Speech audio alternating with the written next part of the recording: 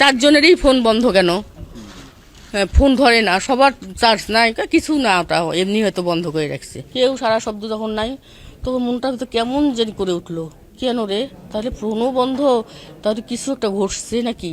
এরকম করা মানে শেষ করছে ওদের, ওরা শেষ, ওরা নাই, পৃথিবীতে নাই। শুধু কথা বলছে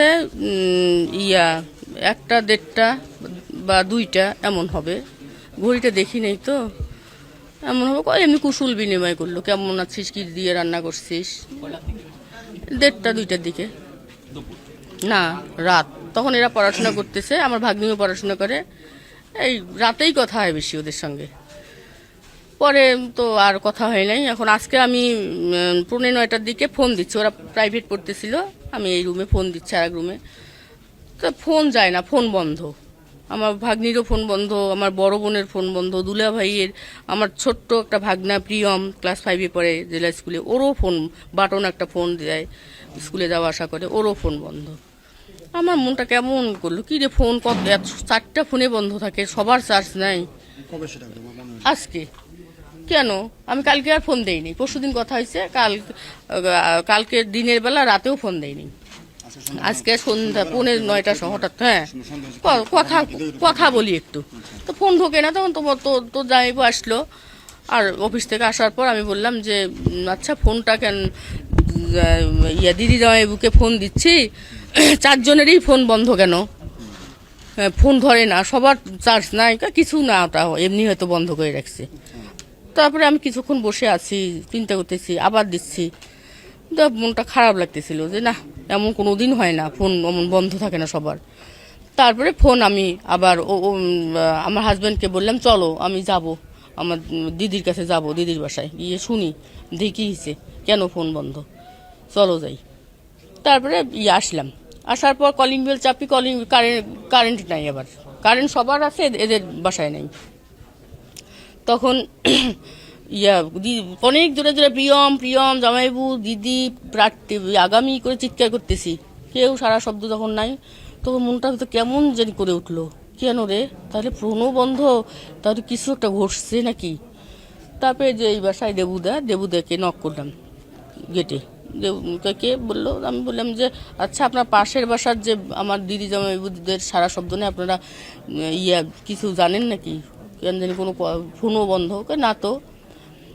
তো আমি বললাম আপনার গেটটা একটু খুলে দেন তো, এখানে ছোট একটা প্রাচীর আছে, টপকায়ে যাওয়া যায় ওদের সাথে, বাসার সাথে।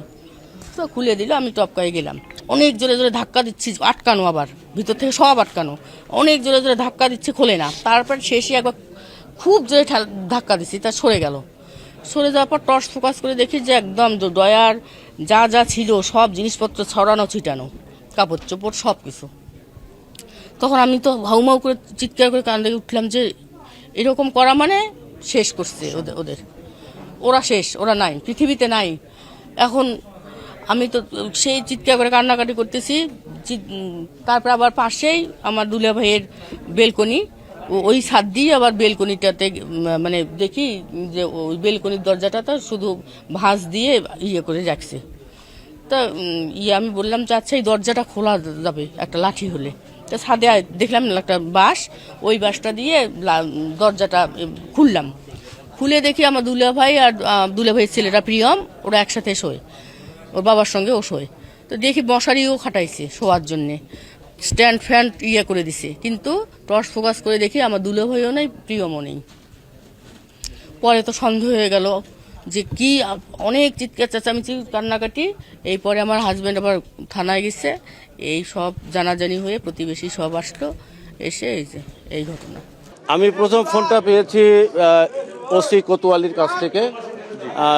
উনি আমাদের কাছে ক্রাইম সিন টিমের একটা চাহিদা দিয়েছিলেন, এরকম একটা ঘটনা উনি আমাদেরকে বলছিলেন যে ভিতরে বোধহয় একাধিক লাশ থাকতে পারে 3-4 দিন আগের।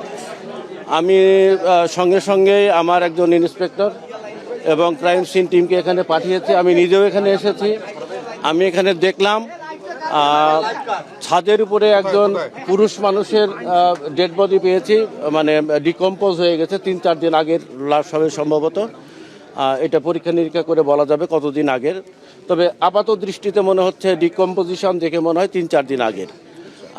সেখানে যাবার আগে চিলেকোঠায়, সেখানে মা এবং মেয়ের দেহ পড়ে আছে, সেটাও ডিকম্পোজ। এবং শোবার ঘরে দেখলাম ওনার ছেলের লাশটা একদম দেওয়াল এবং খাটের সঙ্গে লাগানো অবস্থায় একদম ভিতরে ফেলে দেওয়া। কয়জন? মোট চারজন। আপাত দৃষ্টিতে একজন আপাত দৃষ্টিতে হত্যা করা হয়েছে। আপাত দৃষ্টিতে আমি যেটা পেলাম এখানে, তাদের বৈদ্যুতিক সংযোগটা বিচ্ছিন্ন এবং পারিপার্শ্বিকতা, ভিতরের যে অবস্থা, তাতে আমার মনে হয়েছে, প্রাথমিকভাবে আমি মনে করছি এটা ডাকাতির ঘটনা।